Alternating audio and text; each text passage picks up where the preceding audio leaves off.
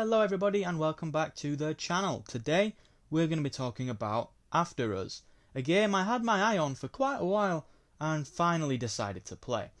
In After Us you play as a girl, exploring the desolate ruins of a world long since destroyed, and collect the spirits of lost wildlife along the way. The game has a lot of things going for it, namely its strong stance on creating environmental awareness for the state of our planet, and how we need to leave it after us. But it doesn't quite stick the landing for me, and the game has another set of niggles along the way. First of all, this game is lovely to look at. There's a hell of a lot of variety in terms of locations.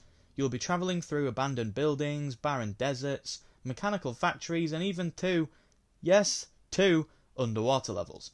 One is a lot better than the other, but we'll talk about that in a bit.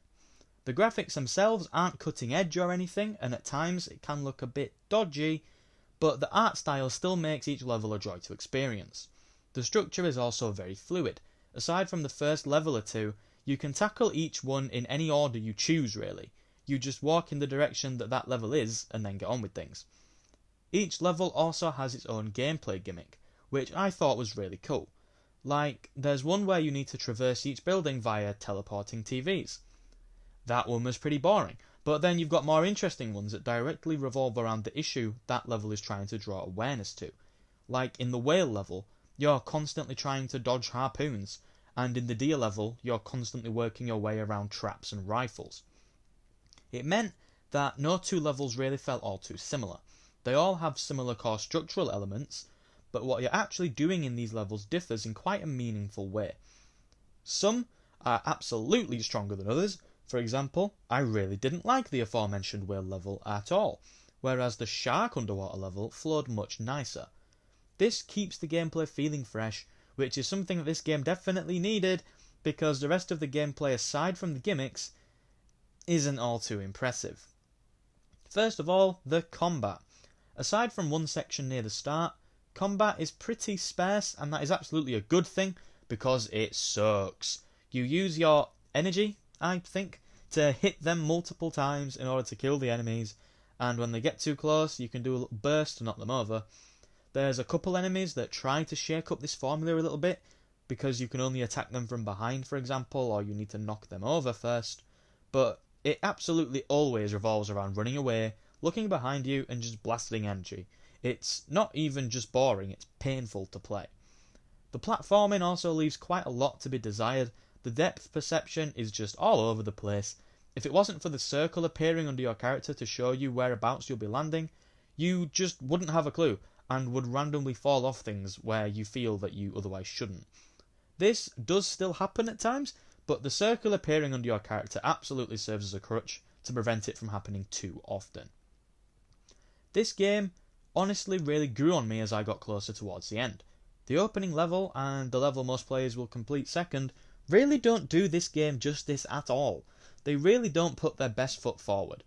These levels have easily the most boring gimmicks and spend far too much time showcasing the elements where this game struggles. Terrible combat and frustrating platforming. Once the game expands and shows you more than just a glimpse of the creativity of these developers, it really comes into its own and becomes a very enjoyable experience. But the main aim of After Us is to draw attention to how wildlife is being harmed by humans' activities on the planet. And whilst it is definitely a commendable message, the game doesn't really do much to emphasise this point. I also played another game that tackled a similar issue called Endling Extinction is Forever, and I do feel Endling handled this a lot better, and is overall just a better game in general. There's no emotional sucker punch in After Us. It falls into the greatest writing trap out there. It tells you what's wrong with the planet without providing any subtext. It's very much in your face. This is happening, and this is happening. Doesn't it suck?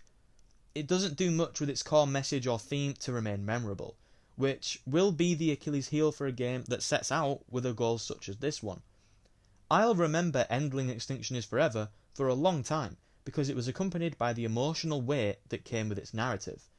There's no real narratorial direction After Us at all. It merely serves as more of an exhibit into what specifically is hurting the wildlife on our planet, but doesn't then delve any deeper into what it sets out to do to fix it.